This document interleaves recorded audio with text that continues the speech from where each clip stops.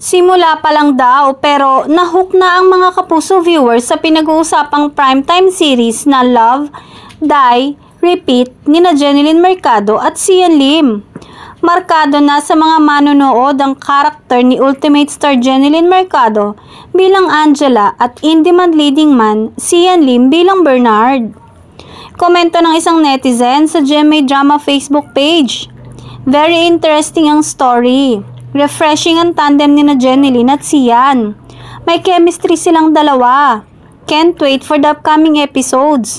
Buhay na buhay ang mga gabi namin. Reaksyon ng isa pang fan.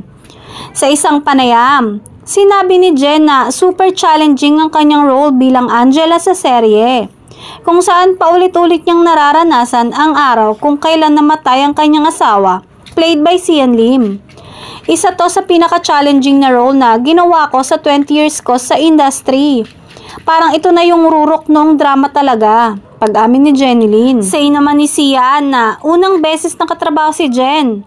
Nagkakahiyaan pa raw sila noong unang sabak nila sa taping pero naging komportable rin sila sa isa't isa after a few taping days. I think yung comfortability and yung trust lang talaga. That's what we are working on.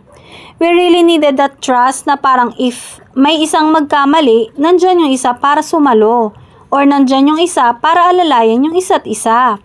That's very crucial in terms of the working relationship and the dynamics with Jen. Lahad ni Sian. Magaan siya katrabaho. Lagi kong sinasabi na collaborative yung aming taping every time kasi nag-uusap kami kung ano bang mga dapat gawin.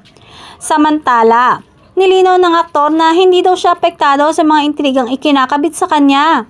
Hindi rin niya pinapansin ang mga banat ng social media tungkol sa kanyang career kahit marami ang nagsasabi na kung hindi dahil kay Kim ay hindi siya makikilala sa showbiz.